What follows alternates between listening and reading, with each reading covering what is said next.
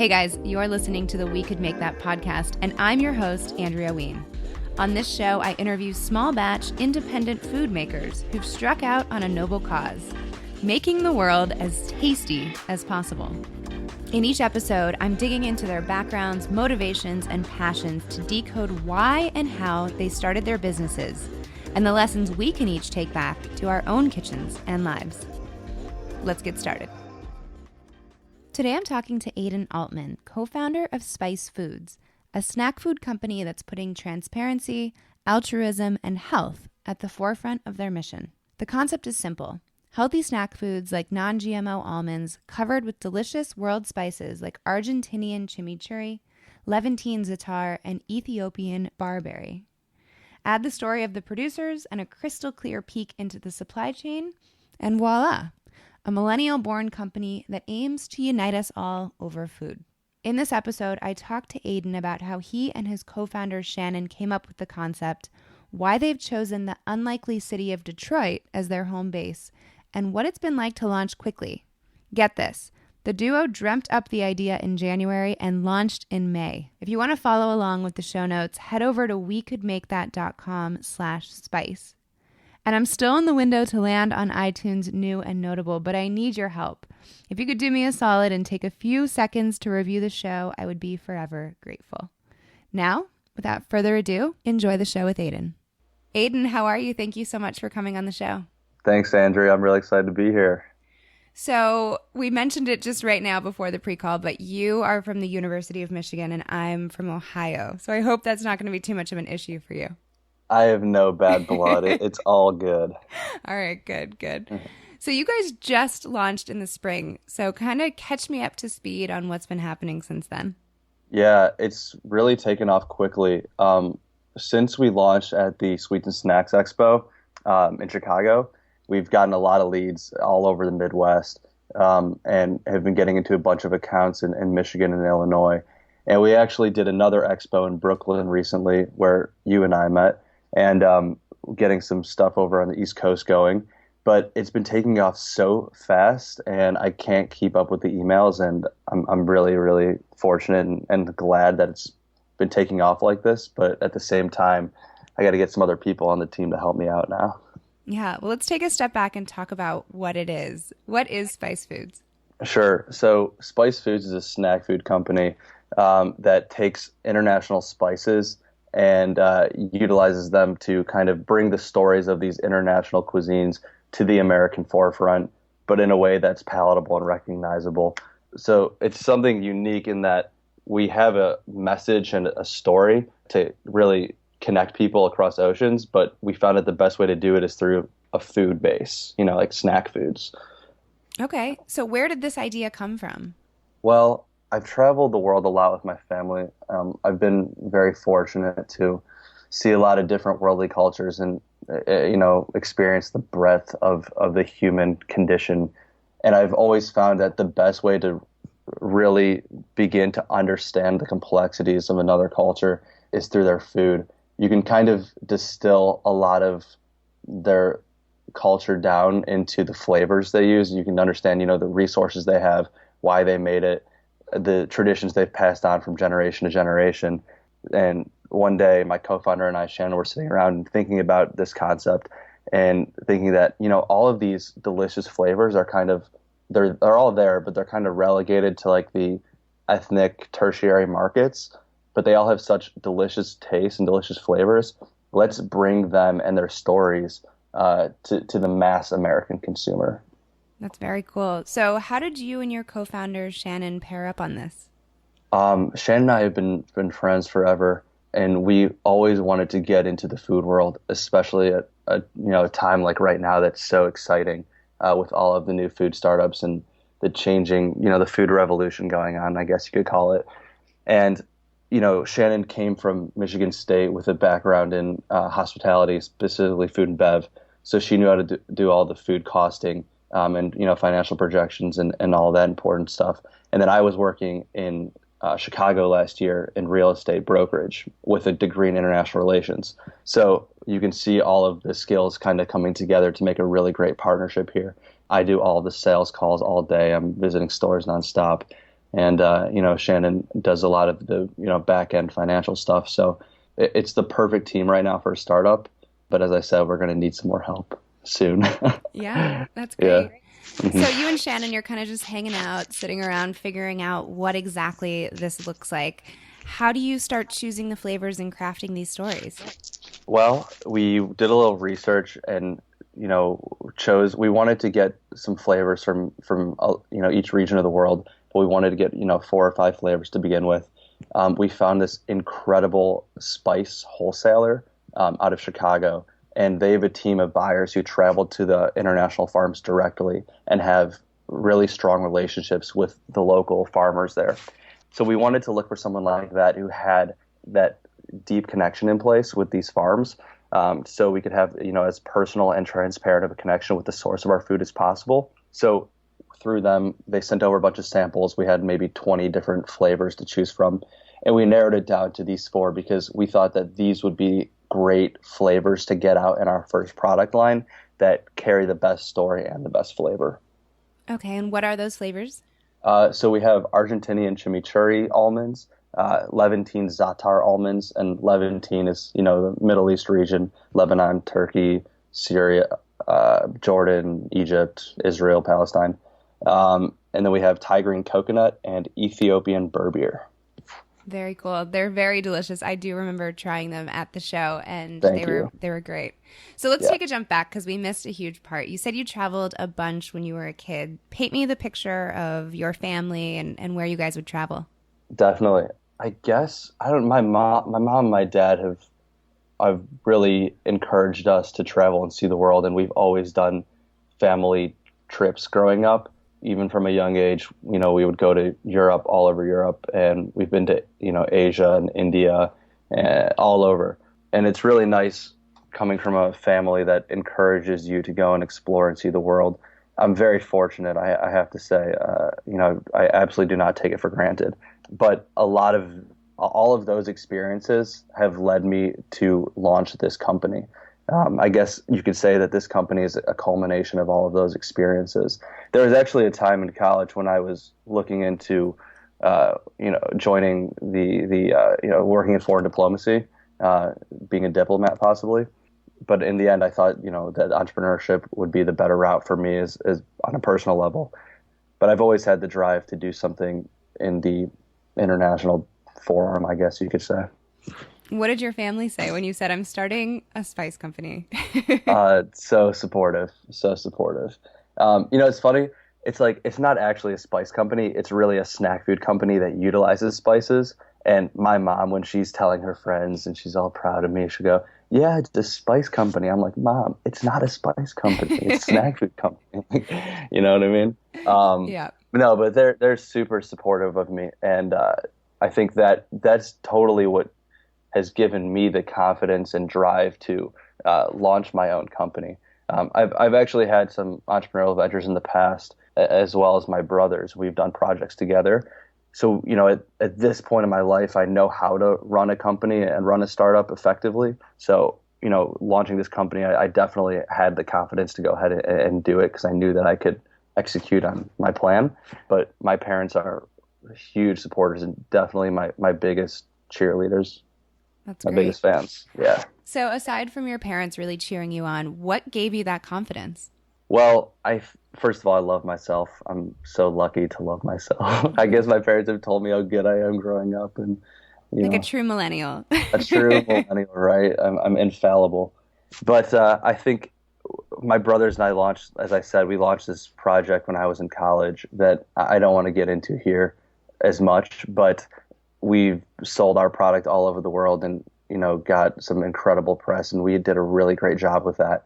And a lot of what I learned, there was obviously a lot of mistakes we made in that process, but a lot of the mistakes that, I learned from them. So approaching Spice Foods now, I feel like I have a much stronger skill set to tackle all of these issues that could arise head on. Also, working in real estate sales last year was a great base for me when it comes to getting on the phone and making calls and meeting people in person. There's no better place to learn how to do sales than in brokerage, I think. Why do you say that?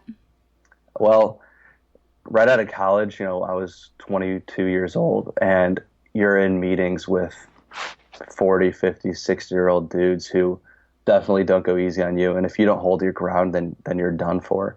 And I think you're kind of thrown in the deep end with the sharks, and if you don't swim, you're going to sink. And I think that environment of really going outside of my comfort zone and being comfortable in a sales pitch has definitely instilled a huge sense of confidence in me when I go and approach, all of these sales meetings now, which are an integral part of this company. All of the accounts we've gotten in just the 2 months we've been up and running, I like to attribute to Shannon and I going in and meeting with all these people personally and establishing relationships and selling them on our idea. That's great. What's been the most exciting thing so far that's come out of these meetings? Well, it's really cool. The people we've met so far are really interesting people. A lot of very inspiring stories. Being at these cool expos like the Good Food Mercantile in Brooklyn, you're meeting a lot of these people who are doing similar things to us.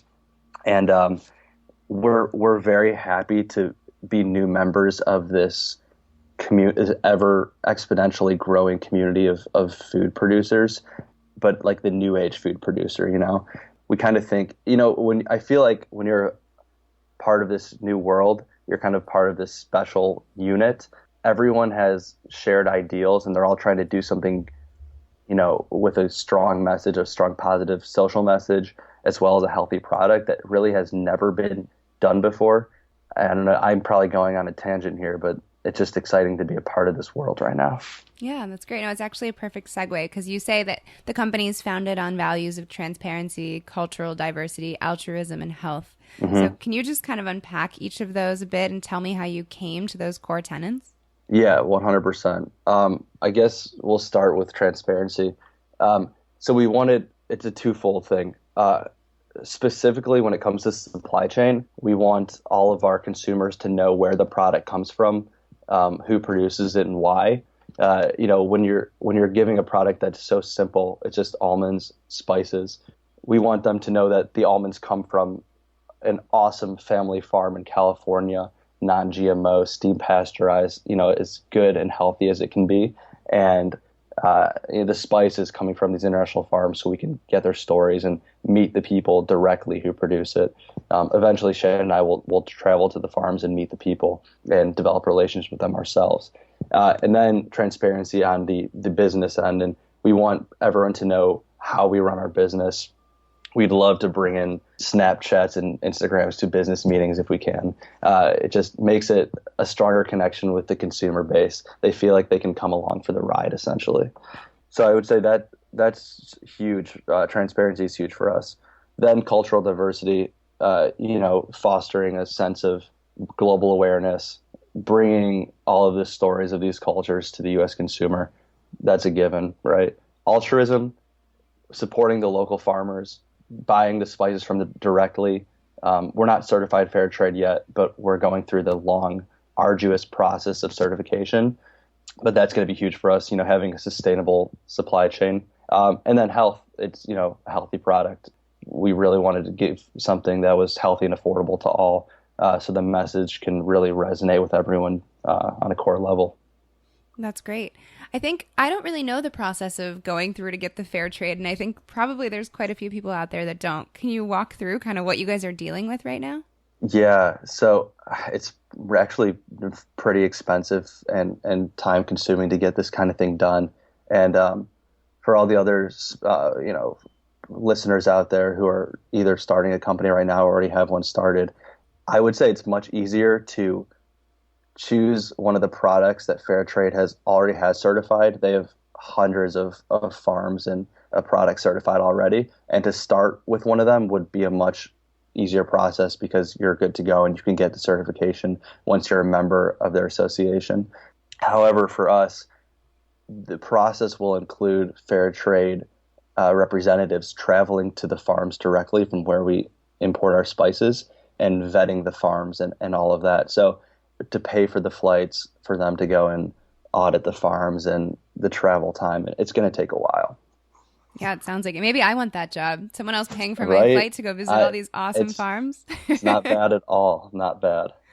So you guys are based in Detroit, which I feel like for a lot of startups, they're on the coast, and obviously Detroit kind of has its own resurgence going on now. But is there a reason behind that, or is that just home?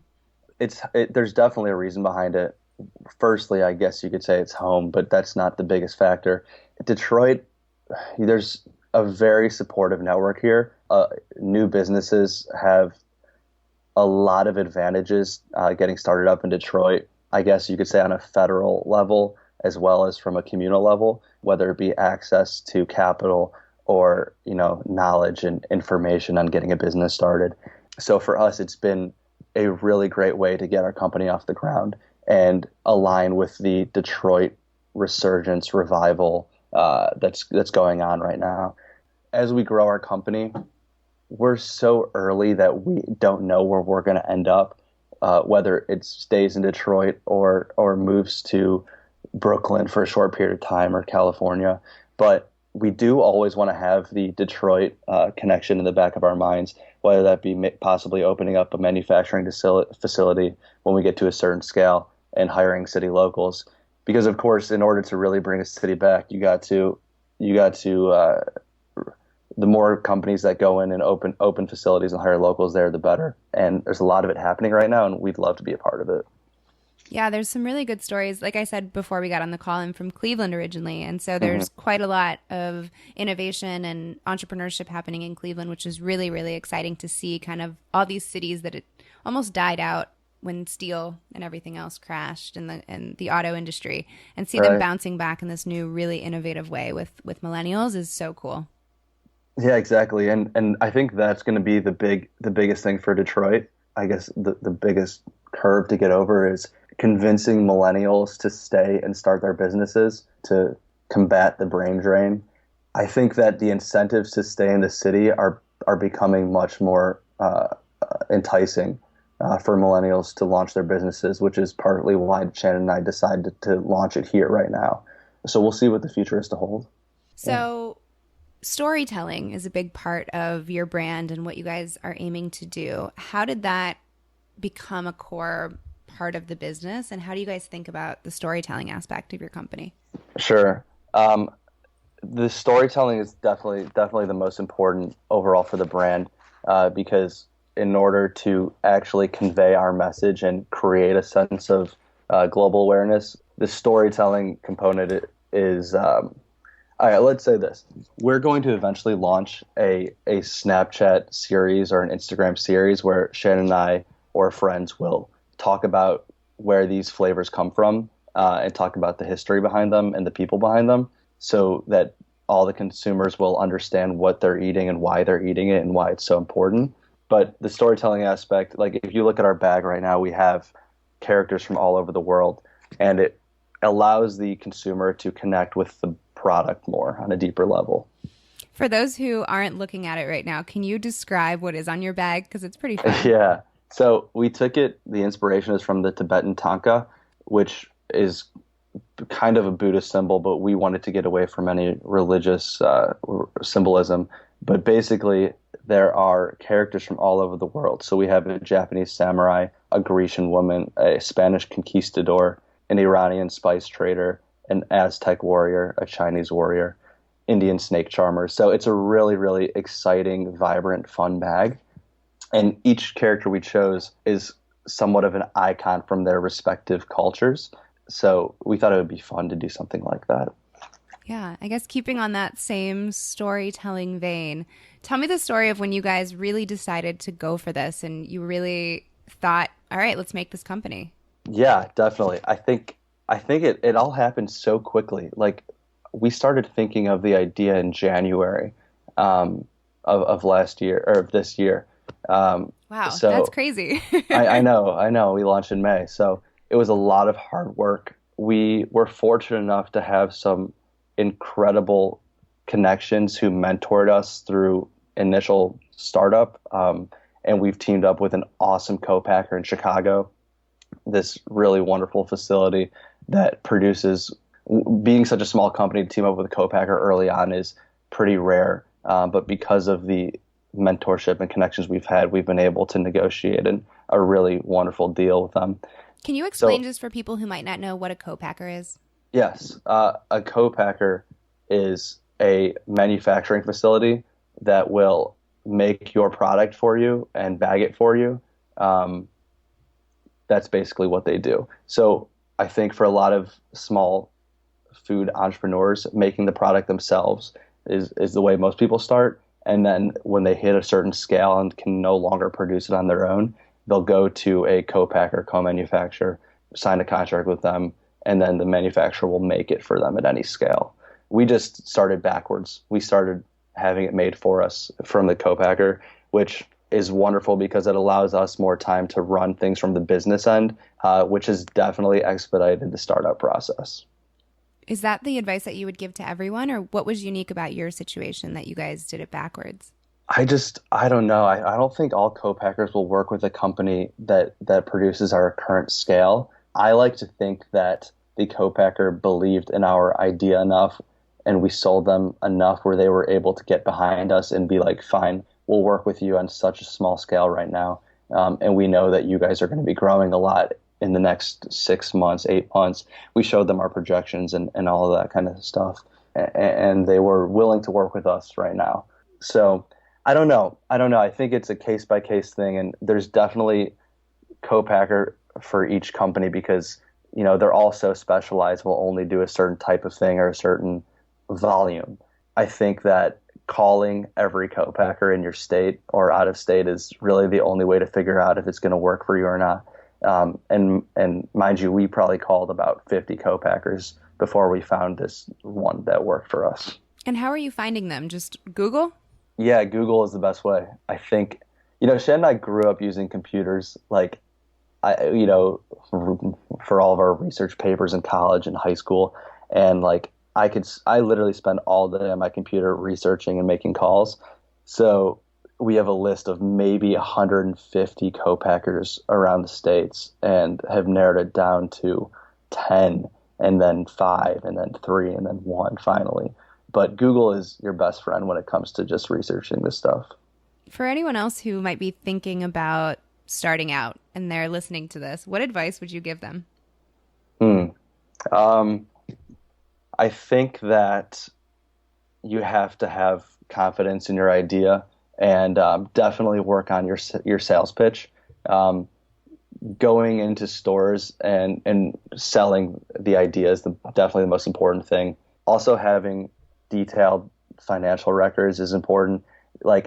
Getting your cost of goods down in the beginning is super difficult because you don't necessarily know your supply chain yet until it becomes a little bit, more ingrained in the company as you grow.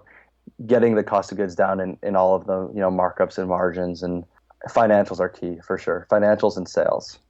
Yeah, I think that's the piece that a lot of people forget about or think will work itself out when in reality, it's maybe the most important one. Yeah, and especially with a product like ours, when we're using international spices and non-GMO almonds, it's very difficult to get everything at a price point that makes sense. But through our calling and taking advantage of all of our resources, we've found a way to get it to where we want on a competitive level. But you have to search around a lot. That's for sure. Yeah. So you mentioned the pitch being so important. Can I put you on the spot and say, give us your 20-second elevator pitch? Yeah, let's do it. Let's do it. Okay. So I started off like this. At Spice Foods, we believe that culture is a spice of life. Food carries the most essential DNA of culture. I've always believed that food is an extension of the people who produce it, all the traditions they've passed on from generation to generation. For this reason, we chose to tell the stories of exotic global cultures through taste. We want to provide a window into these people's lives and their cultures. So we believe by creating this direct link from the producer to the consumer, allowing everyone to eat like a local, will ultimately have the power to make a more understanding, accepting world. So by utilizing these international flavors, we can convey this message. Whatever. That's good for now. Yeah, you sold me. I'm in. Okay. I love all the belief system. Yeah, right. Perfect. So I saw this study from Harvard. I'm wondering if you guys saw this too. I think it was the Harvard School of Public Health, and they found that people who ate spicy foods almost every day had a 14% lower risk of death than people who ate spicy foods once a week. So Wow. I feel like right there, that could be. That's my pitch in a nutshell. There you go. Exactly. In an Perfect. almond shell. But you know what? Our flavors aren't spicy. Actually, they're just spices, which has been something that we definitely have to convey in our branding, because everyone goes, "Oh, is it spicy? Is it?" It's not necessarily spicy. If that flavor profile from that respective country or culture is spicy, then yes, the spice is spicy. But like, for instance, our Argentinian chimichurri doesn't have any spice in it, where the tigerine coconut does have some chili peppers in it. So, yeah. It's a good differentiation. I'm glad you mentioned that. Yeah, absolutely. All right, so I have some rapid fire questions if you're up for them. Hit me. What is your ideal meal? Ideal meal. Pad see ew. Beef pad see ew. All right, homemade or you're going out for it? Oh, I'd go out for it. I'd go to Thailand for it. Why not? Yeah, all right. Well, that segues into the next one. What is your favorite food city? Food city. I think Chicago is a really great food city. And I guess that's, oh no, scratch that. Seoul, South Korea. Best food city in the world. Oh my God. Why do you say that? Everything there is so unique and so incredible and so unlike anything that you can ever imagine getting in the States. I guess if you go to like a local Korean place here, you could find some things. But I remember when I was in Seoul, this one dish I had, they took out an octopus from a tank and chopped it up and served it to me on a dish. And the limbs were still moving from the electrical signals being sent through the body. And then you eat it, and you better make sure that you chew it well enough, because the suction from the tentacles, they'll stick to your mouth and they'll hurt. So it's just like wild food. People are listening to this now, like cringe. Half the people are cringing and half the people are like, I want to go. Let's go. Let's book that flight. I know. Totally. I know. So what food, besides spice foods, obviously, could you not live without? In Detroit, there's this place called Greek Island that I go to regularly. I know everyone there. I'm a total regular customer. I love it. But it's kind of like a Detroit staple, all of our Coney Islands here.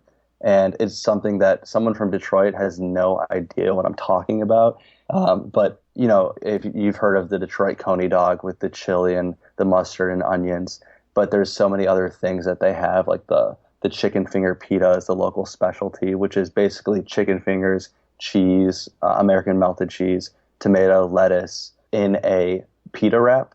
And then we totally drench it in ranch dressing, which is like a special ranch dressing, totally nothing similar to that Hidden Valley crap. So yeah, it's the bomb. All right. Where do you hope Spice Foods is in a year from now?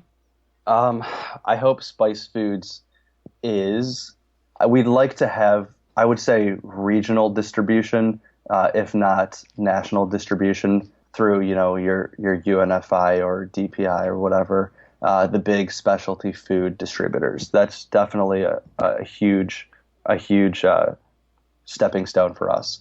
As right now, we're just acquiring our Michigan kind of Midwest regional distribution.